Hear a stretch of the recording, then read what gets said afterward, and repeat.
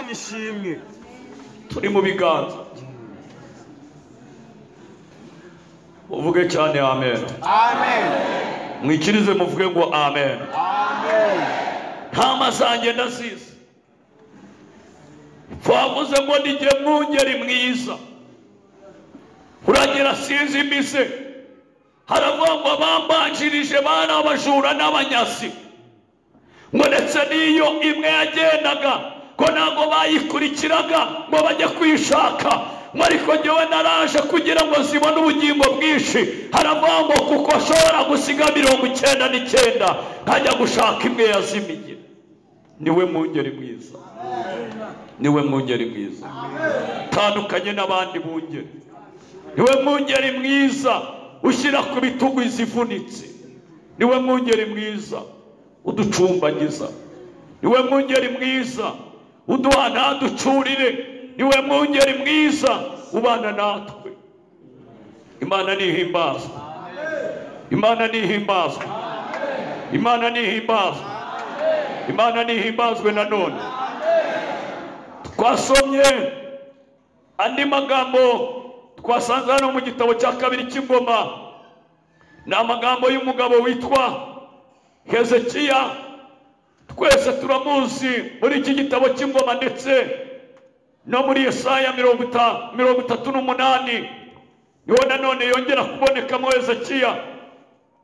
Bibiliya igaragaza ko Hezekiya yimye ingoma afite imyaka 26. ari umusore. Imana iramutoranya. imutoranya akomotse mu muryango w'abami. hanyuma imugabira ingoma asimbura abandi bami bari baragomeye Uwiteka, barimuye Imana mu Isirayeli. Bibiliya igaragaza ko Imana bari barayirukanye. biravuga ngo basenya ibicaniro by'Imana, hanyuma isengero bazihindura utubyiniro.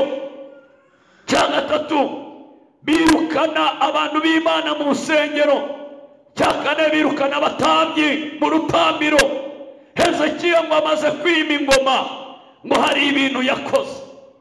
sifa kwa Mungu. hari ibintu Hezekiya yakoze. Bibiliya iravuga ngo Hezekiya amaze kwima ingoma ngo ashakisha.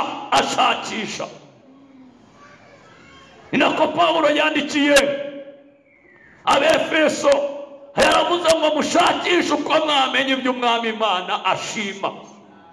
Hezekiya ngo ashakisha ibyo umwami ashima. ngo icyambere yakoze ngo yarabanje ngo ajya mu gakinjiro amaze kwima ingoma.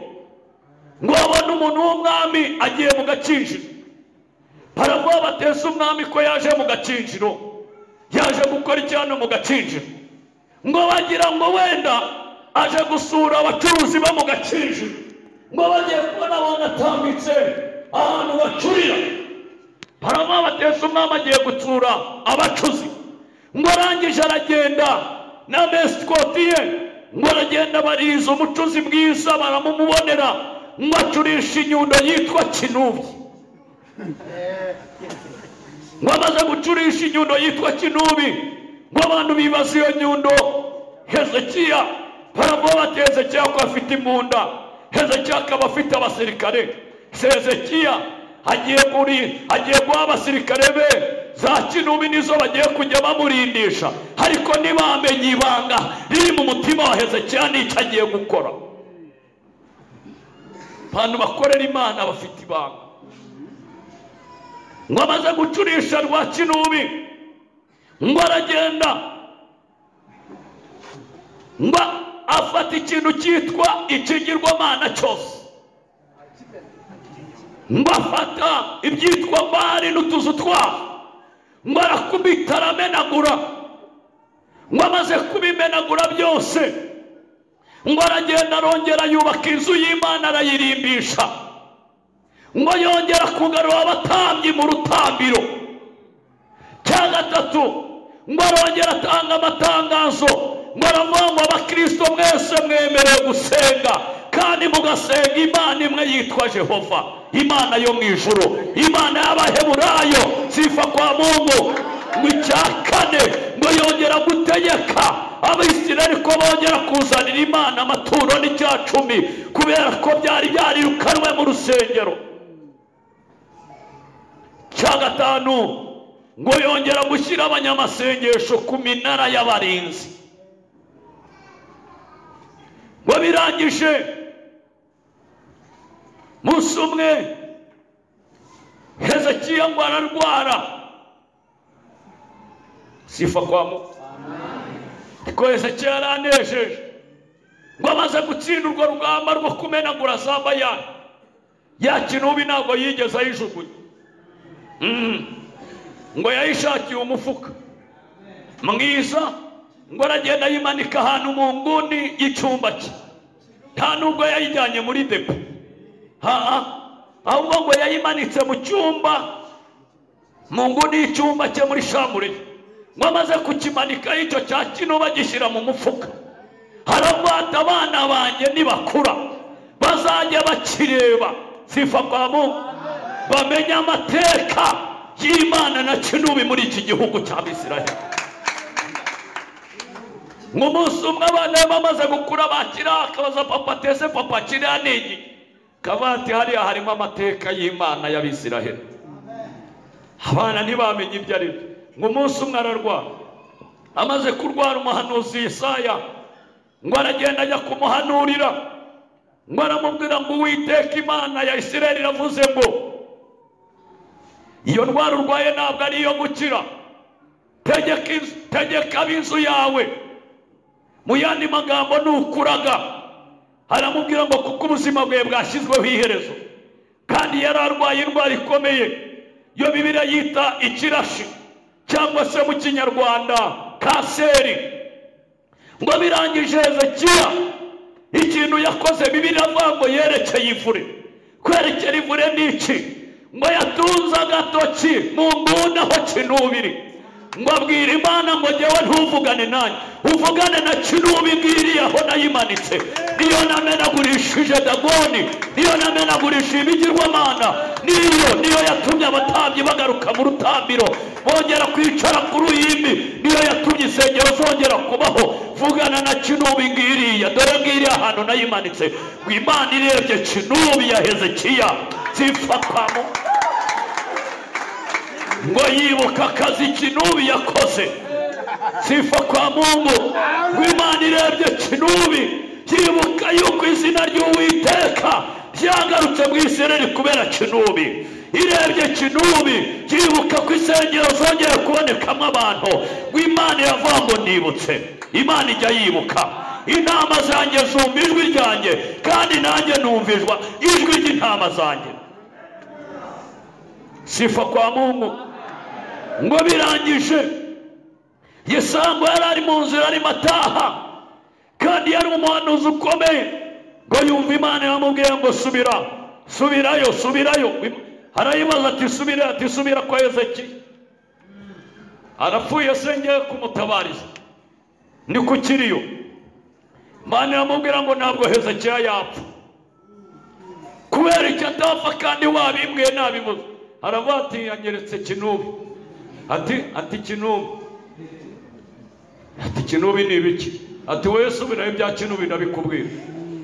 Ngo asubirayo yiciraguraho, avuga ati ni hahandi ndongera asubiremo bya bindi wambwiye. Ngo akigerayo, ngo kimurambikaho ikiganza, baramubwira ngo Uwiteka Imana ya Isirayeli yavuze ngo kuko wayisabye kukurengera kuri Senakeribu umwami wacu, Imana yavuze ngo irabikwemereye, sifa kwa Mungu. Kandi kukubaho kwawe Imana yongeye imyaka 15. Muzamure haleluya numve nanone kandi. Imana ishimwe. Intama zanjye zumva ijwi rya Hezekiya, yari intama y'Imana, kandi nanjye numva ijwi ryazo. Itabaje Imana iragutabara, turi intama ya. Hatwasomye yari yatewe n'umwami witwa Senakeribu w'umunyamaboko. wari uherutse kurwanya Babuloni arayinesha, arwanya Egiputa arayinesha, ngo arangije amwandikira urwandiko rw'ibihugu yanesheje amutera ubwoba, ngo amaze kumutera ubwoba ngo Hezekiya yihata gushaka Uwiteka. Mu gihe yihataga gushaka Uwiteka, ngo Imana iramanuka, ngo iramubwira, sifa kwa Mungu, iravuga ngo nimukomere mushikame, ntimukurwe umutima n'umwami wa Ashuri cyangwa ingabo ze zose ziri kumwe nawe, kuko mu ruhande rwe ari kumwe n'amaboko y'umubiri.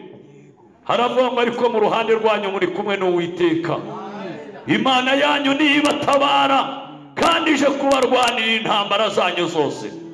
Sifa kwa Mungu.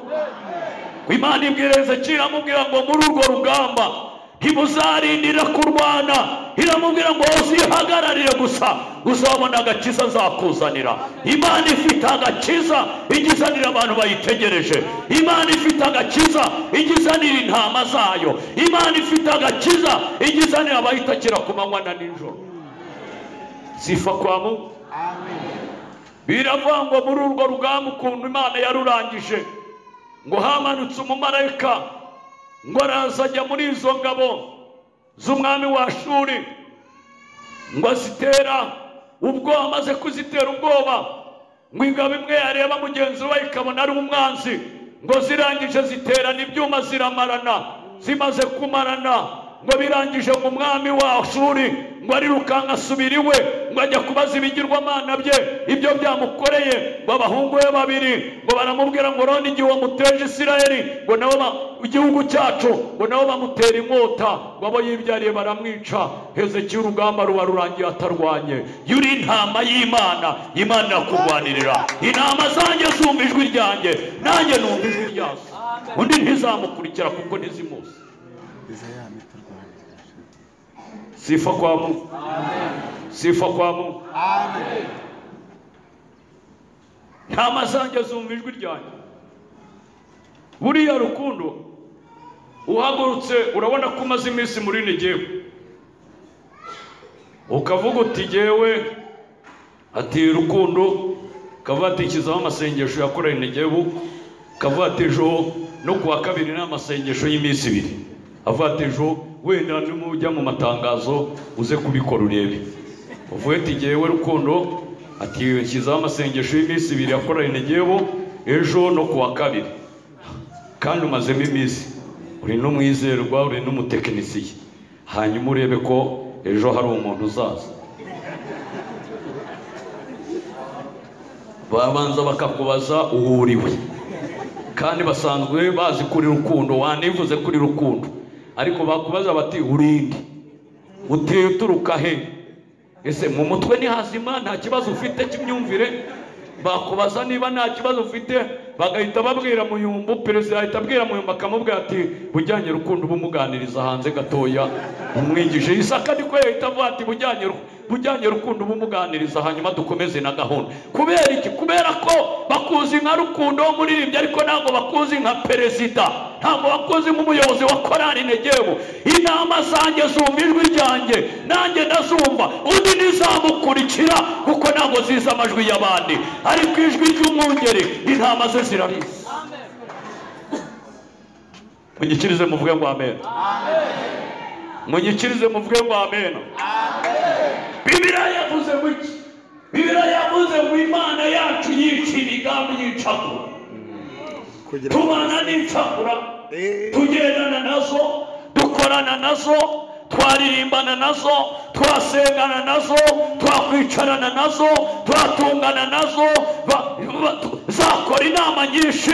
Ariko ikintu Imana ikora, icyo Imana ikorera intama zayo, ngo Imana iragenda ikica iyo migambi y'icakura kugira ngo zidasoza ibyo amaboko yazo yagambiriye. Ndashimira Imana yica imigambi y'icakura. Imana yongera yica imigambi y'icakura ku buzima bwawe. Ese hari abantu Imana yaba yarica imigambi y'icakura ngo bazamure haleluya nanone? Hoberera umuntu mwicanye mubwire ngo Imana yacu yongera yica imigambi y'icakura. Mana yongere yica imigambi yicakura mama, yongere yica imigambi yicakura papa, yongere yica imigambi y'abagome, yongere yica imigambi y'ababisha, yongere yica imigambi y'abakwanga, yongere yica imigambi y'abakuroga, yongere yica imigambi y'abarwanya urugo rwawe, yica imigambi yicakura kugira ngo zidasoza ibyo zagambiriye. Bahaguruke dusenge tubwire